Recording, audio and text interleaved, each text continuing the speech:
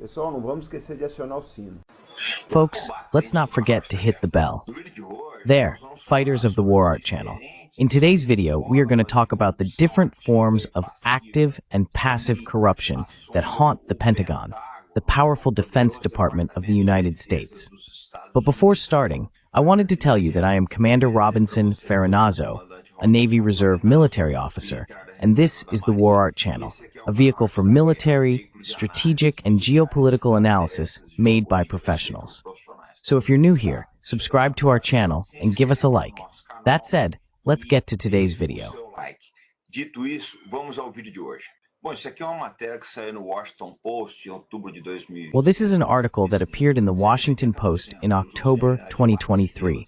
It states the following: about 80% of four-star generals who leave active service in the United States are employed in the defense industry. And then they report various cases. So they mainly based their findings, as I will show you, on a very interesting study, which is this one from the Quincy Institute.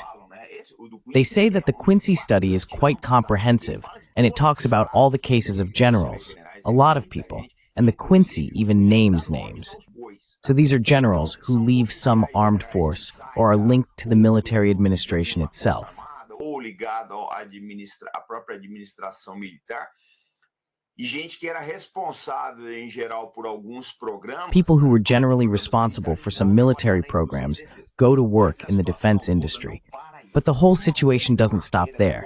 There's another article from the Washington Post that's even more controversial. Let's see what it is. This one is also from the Washington Post, from December 2022, which states the following: U.S. Reserve generals find jobs with the Saudi Arabian Crown Prince.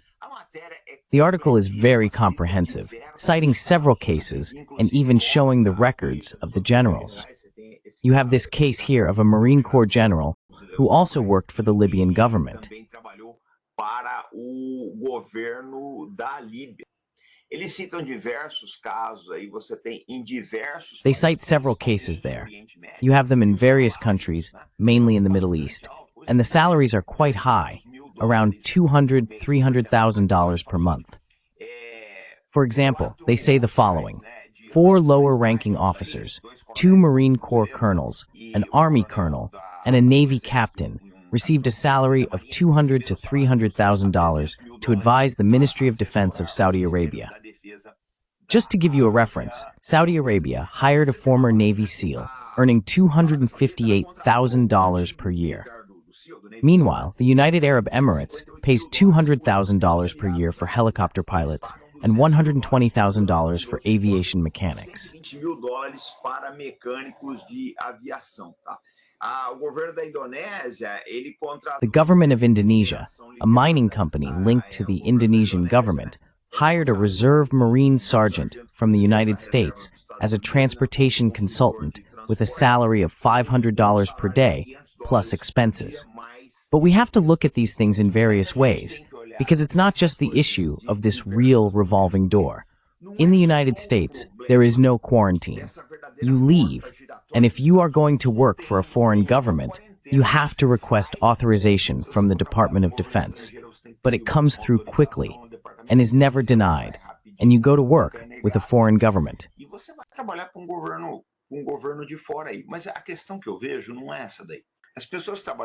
But the issue I see isn't that one.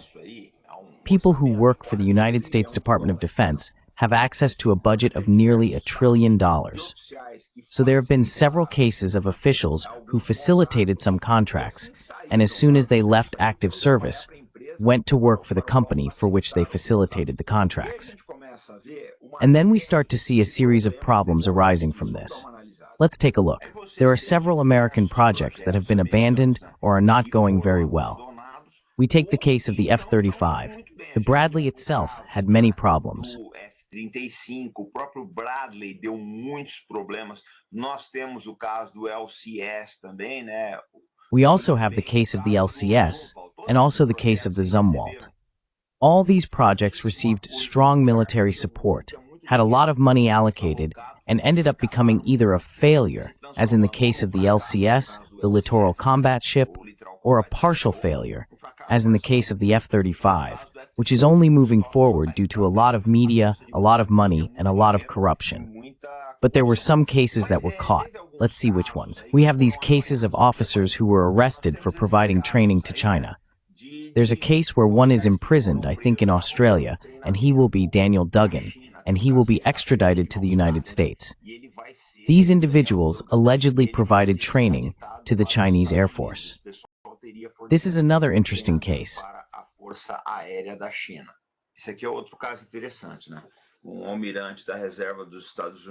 A retired admiral from the United States and some executives from a company were arrested for corruption. The admiral is Robert Burke. What happened is that he facilitated contracts while he was active, and later when he left, he was hired by the company. But things get very complicated when the bad example comes from the top, because this man here is General Lloyd Austin. He is a four-star general, the current Secretary of Defense of the United States under the Biden administration, and is expected to leave the job at the beginning of the year. But when he left the U.S. Armed Forces, he went to work for Raytheon, and we need to remember that Raytheon has several defense contracts with the U.S. government. He leaves Raytheon to become Secretary of Defense. He was an executive at Raytheon and then becomes Secretary of Defense, who was responsible for Raytheon's purchases.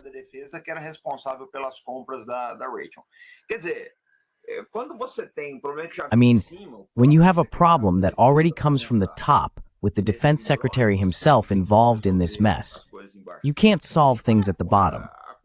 And what is the consequence of all this? Look, when you have high-ranking officials in this revolving door without any checks, it's logical that these people will favor certain policies that have nothing to do with the interests of the American people. We have no doubts about that. We start to see why there is so much support for U.S. wars, because many people are profiting. But I want to bring up another issue that is as important as this military corruption in relation to governments and industries. Let's take a look to see what it is. Look, folks, this is simply outrageous.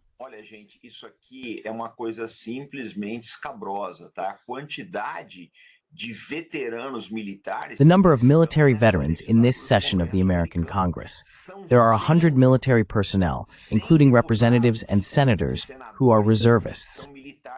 So what do we deduce? A campaign for a representative or senator in the United States is not cheap. That's the truth. These are very expensive campaigns. So who is paying? A colonel, a captain, a general doesn't have the funds to pay for a campaign. So we come to the conclusion that the arms industries themselves finance these military personnel's campaigns to the National Congress so that they later approve bills that favor the defense industry. Well, anyway, the American Armed Forces have a huge problem. It's very difficult to solve this because it's already ingrained in the military culture.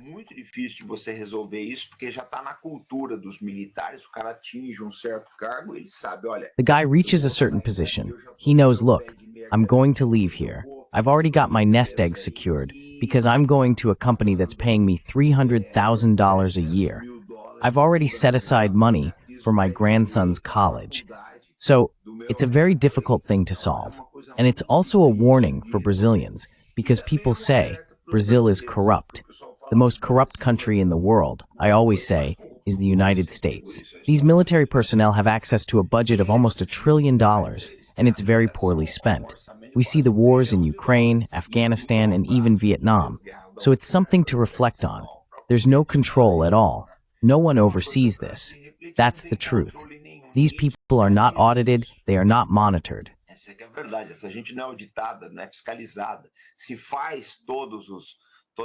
All this mess is made, and no one audits it. The American taxpayer foots the bill, like that woman I've mentioned here several times, a woman in the United States who worked at McDonald's. She pays for her treatment. Anyway, because the money that could be used for American social issues is going to useless wars and corruption of general officers. So, that was our video for today. Comment here what you think. I'll leave the links to the Quincy Report and other articles here. Comment on what you think about the American industry, if it's so corrupt, if we're exaggerating, if it's not quite like that, or if it's much worse. It's interesting for you to leave your comment. Also, say where you're speaking from. your state, your city. Diga também de onde você está falando, qual o seu estado, sua cidade, tá? É importante, a gente quer conhecer mais. It's important. We want to know more about our audience. So that was our video for today.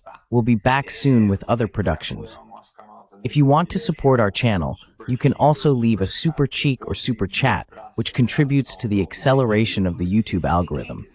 And for those who want to contribute with Pix, which bypasses YouTube's restrictions, it's the one shown here on the screen.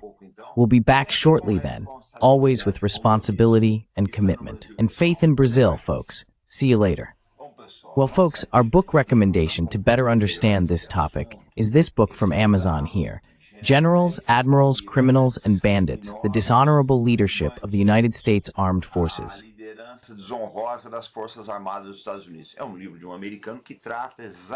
It's a book by an American that deals exactly with this issue, the subject of our video, the cases of corruption in the United States Armed Forces, which are bigger than we think, so much so that they have already generated books, documentaries, and a series of other things.